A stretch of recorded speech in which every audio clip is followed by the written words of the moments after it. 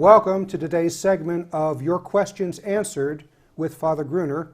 I'm here with Father Gruner in the studio, and it's a program where we take your questions and we answer them. Father Gruner especially answers them. You can contact us with your questions and comments at questions@thefatimacenter.com.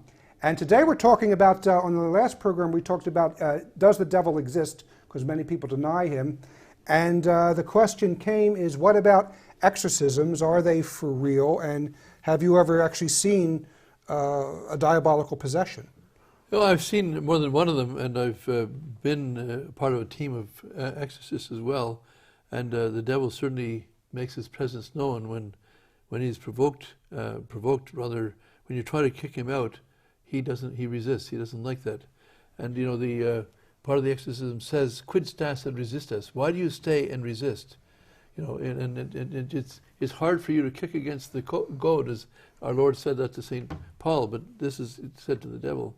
So, and the devil responds to different things.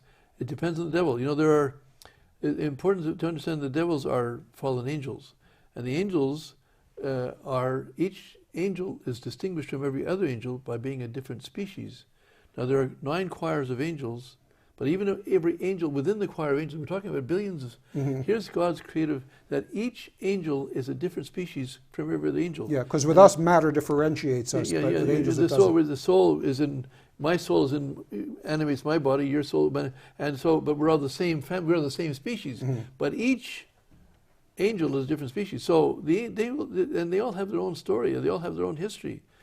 I still remember being in a religious house in Italy, and some of the fathers there were exorcising this possessed person. And they just came back from the chapel where they'd done the exorcism, and they came in, and the friars there were singing Christmas carols, because it's Christmas time. But these were religious carols. So there were things like, you know, Joy to the World, or Hark Ye Herald the Angels Sing, but it was extolling the greatness and the goodness of God, becoming a little boy, becoming a child, becoming and the song at this, they were singing it because it was at mealtime, but they were singing it. It was a religious song, and it was an act of religion for them. There was an act of prayer, and the devil inside this possessed person didn't like it, and as a result, they went into a complete paroxysm. They fell to the ground and under no control. I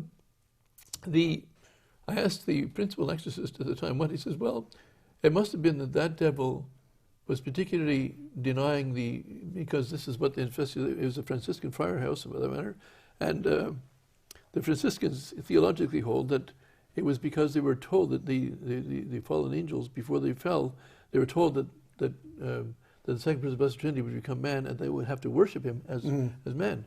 And they couldn't stop it. The fallen angels wouldn't accept this. And so this song reminded him, this devil, so to speak, of his great refusal, and he just couldn't take what it meant for him and the implication and everything else.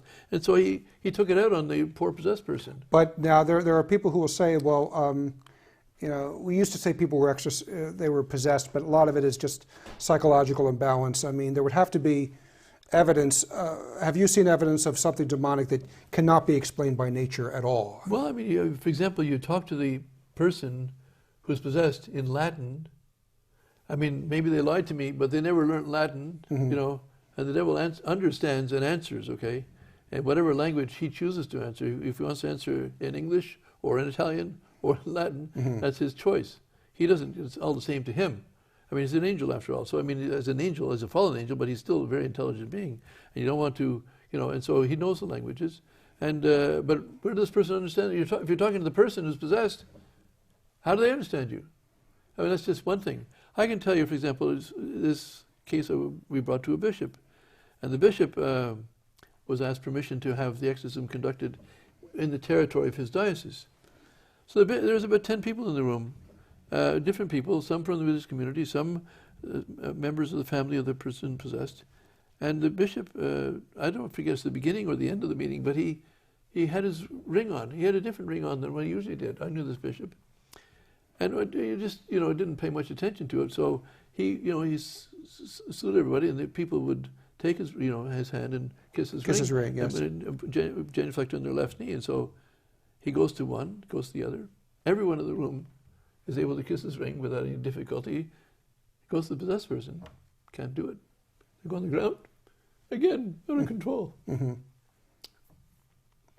Yeah, What happened, though, was the bishop then explained himself. He said, I have this ring.